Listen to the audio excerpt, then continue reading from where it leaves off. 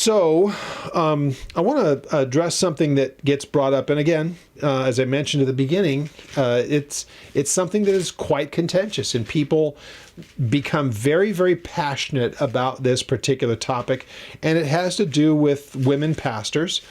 We know that some denominations have no problems with women pastors, and that's something that they do. They will put women in those positions.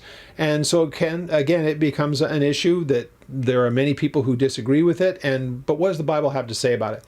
And it's interesting because you will have a lot of people try to get around what's pretty clear here with little nuance and deconstruction of the text, trying to figure out some way that maybe it's not saying what it is. Other people just come straight out and say it. We just reject what Paul is saying. It's not really something from the Lord.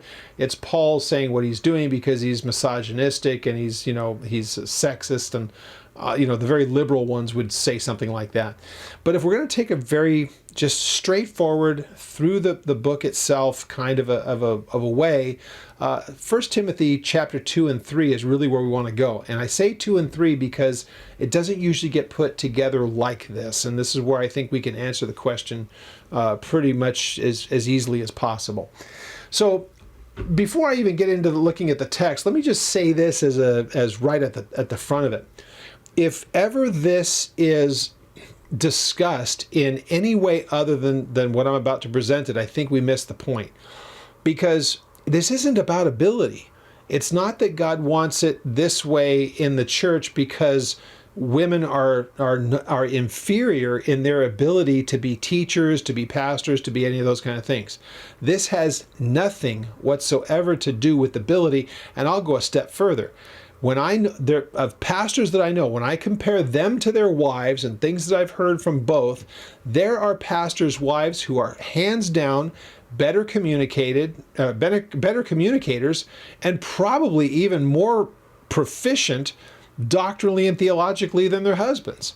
So, ultimately, at very minimum, because men might bristle at the fact that, well, she doesn't know more about the Bible than me. Well, get over yourself, first of all. But if that was the case, even if I could say that, she still may be a better communicator than you could ever be. Better vocabulary, better delivery, better mastery of the way to convey something. So this has absolutely nothing whatsoever to do with ability. So let's put that one away for now, and let's put it away forever, because that's not the issue. So here's what Paul has to say, and this is where all the controversy is where people get very, very upset. So it says, in like manner also, the women should be adorning themselves. Men should be raising up holy hands. It's the idea of church order. Let's remember that's what this whole book is about. Timothy, I need you to put some things as they're supposed to be. The orderly church, here's how it's supposed to be structured. Yeah, this is a book in large part, about church structure. And being that you're put in this place of prominence and importance, Timothy, as you're putting together the church, here's how it has to be structured. So it says, just verse 8, I desire there that men pray everywhere, lifting up holy hands without wrath and doubting. So that's going to the qualifications. That's character matters. That the women in like manner also adorn themselves in modest apparel and propriety and moderation, and not with braided hair or gold pearls or costly clothing.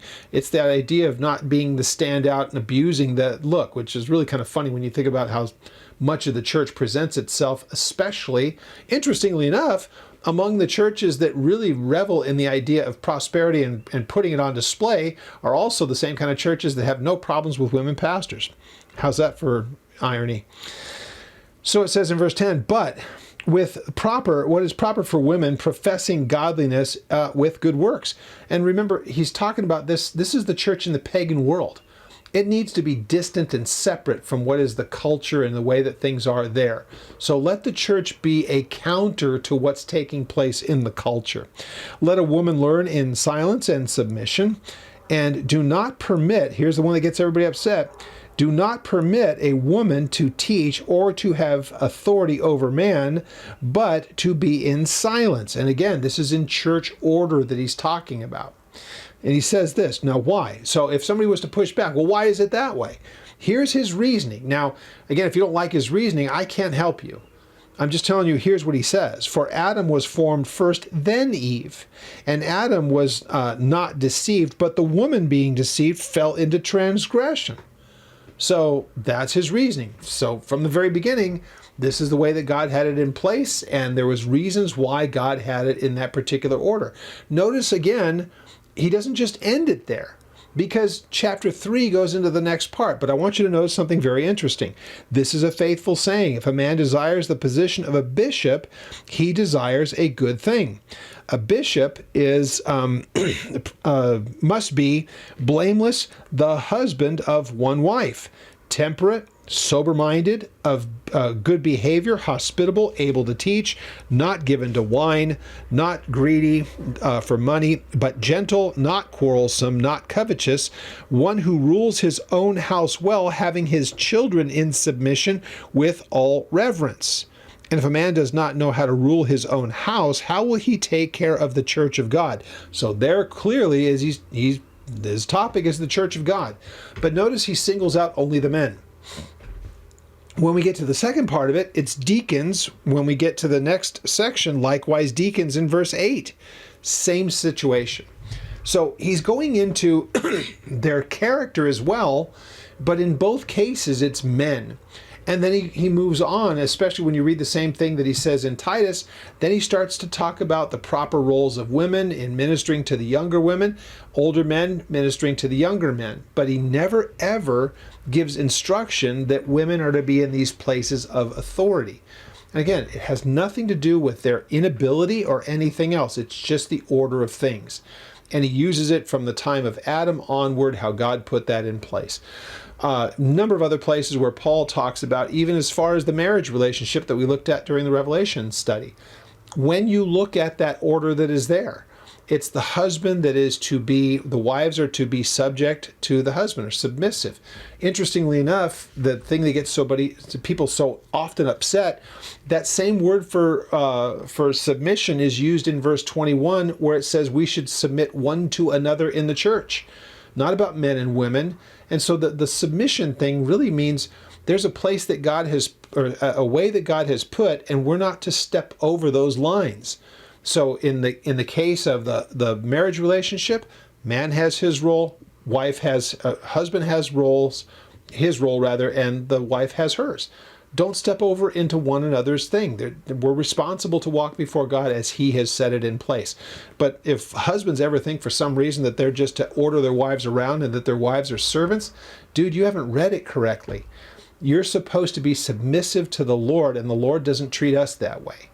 So this idea of being submissive and that somehow you're a dictator is just nonsense. So the same kind of a thing here. As far as the church is concerned, there's just an order that God's put in place, and it's not based on merit. It's not based on ability. It's just the order that God has put in place. And he wants that structure for a very simple reason.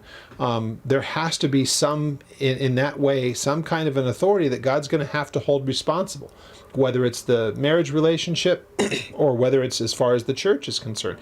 And again, there are things that husbands did in and outside the home. There are things that wives did in and outside the home.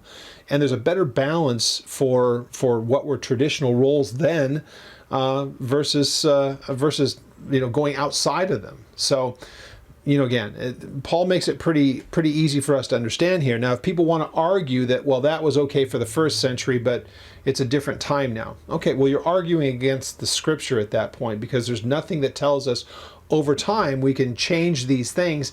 These are kind of put in place. This is a pretty hard and fast rule that Paul puts down here, and doesn't leave the door open for down the road you can just make it up as you go along. Now, people are free to do that. They can infringe on this, but they don't have a leg to stand on biblically.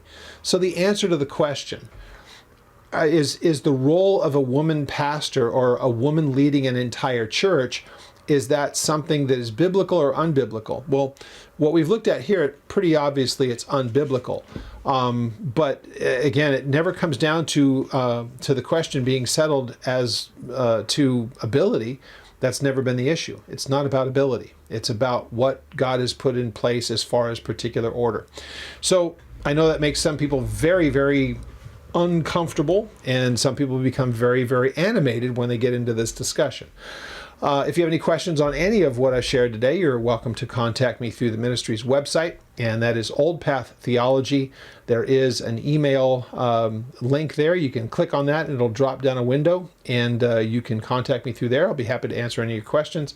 I'm sure that we'll probably get some engagement on this, especially when we make it into the short on the YouTube channel. You're free to jump in there. I leave the comment section open.